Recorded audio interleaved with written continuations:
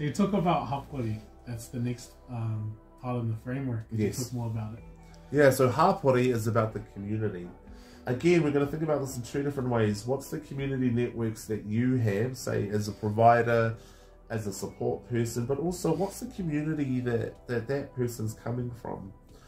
So, as an example, we've worked with people who have been uplifted from children and young persons, oranga tamariki, social welfare. They've been rebranded multiple times, but yet they're a very similar organisation, just a different name. So we've had people who have gone from one community agency into another, into another, into another. So they've accessed multiple community agencies.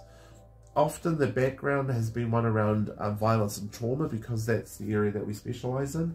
So their communities have often been violent, there's often been drug and alcohol, there's often been addictions involved as well. So that hapori, that community stage is critical, because it's about understanding where are people positioned.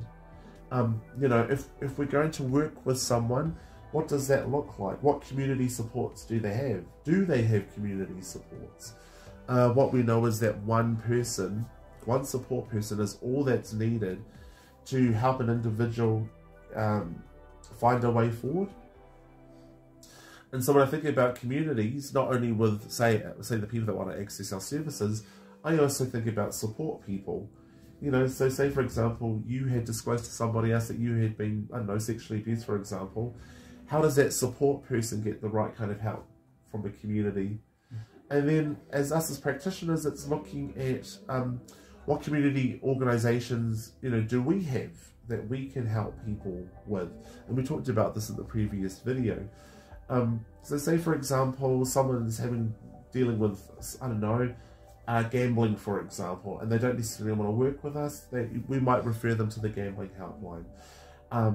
Housing is a good example that we talked about before, right? So say for example, in their community, they might be homeless, and it's possible, we've worked with people like this before. How can we get people into temporary housing? What other community agencies do you think you might be able to work with, depending on what that person's needs are? So if you think about the community stage or hapori within Te Ao Marama, it's about understanding communities from our perspectives as providers and practitioners, from the client's perspective, as well as those support people. What if they've told you they've had a bad experience with a certain type of agency? Yeah. So how would the framework sort of work then?